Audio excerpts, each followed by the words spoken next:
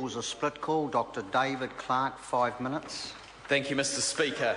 Well, what a lot of bunkum from that member. And I have to say, I'm not surprised that David Parker expressed his concern about sharing a panel with that member on the topic of the capital gains tax. My experience of sharing a panel with that member around the 7Fs policy was that he was very well briefed on every issue that came up in front of a group of medical students, except the one that concerned the students, their access to student support.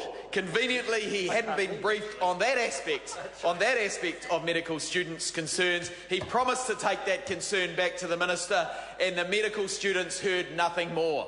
They badgered him, they asked him, they heard nothing more from that member. And that is a lesson. And I think that is why David Parker was reluctant to be on a panel with him, because he has a reputation for only briefing himself on the positives. He doesn't brief himself on those things which are a more balanced picture, which explain the damage that this government is doing. And now, Mr. Speaker, I wanted to talk a little bit about why I came to Parliament, because we are drawing to the end of the 50th Parliament. I came to Parliament because I was concerned about growing inequalities. That was a big part of my motivation to come into this Parliament. And we are here debating the appropriations, which see this widening gap between rich and poor growing ever wider, and the access to resources becoming ever more widely spread. And I interjected during the last speech that real median wages told the real story, not average wages. And I heard Mr. Bennett yell back, that is because average wages are more important. He was trying to say that the net income of the economy is the most important thing, and not how the benefits of economic growth are shared.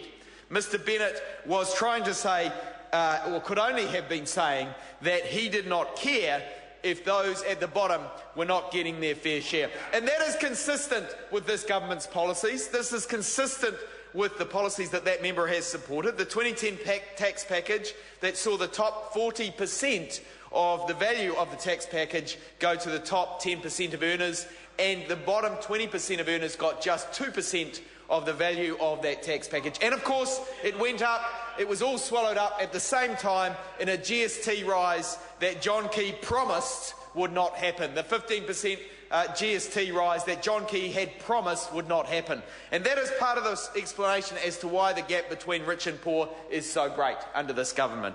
That is part of the picture. Of course, my own experience here in the limited time I've been in here is that people have put forward measures to make a difference. And I have been fortunate enough to have a couple of members' bills drawn out of the ballot.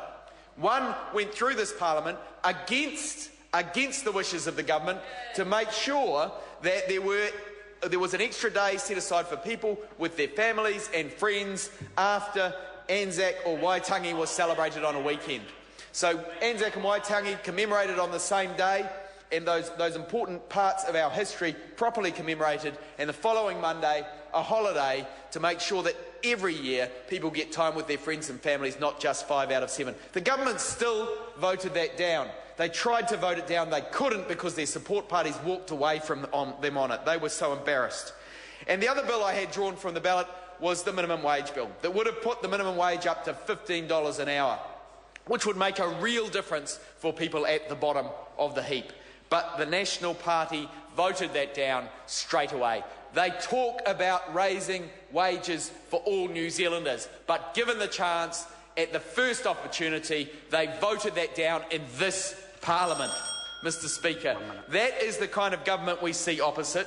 That's the kind of government that called working for families communism by stealth, despite it lifting 130,000 kids out of poverty.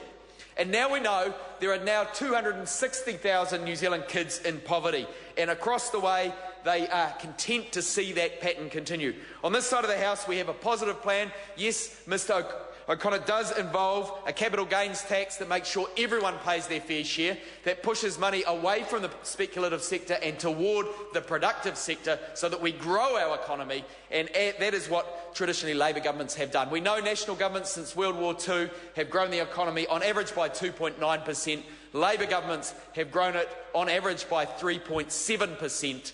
Labor governments have grown the economy faster and they have shared the proceeds of that economic growth more fairly. That's the kind of positive change that is needed, Mr Speaker. I call Catherine Delahunty. Tēnā koe, Mr Speaker, tēnā koutou te whare. Unfortunately for Aotearoa New Zealand, the government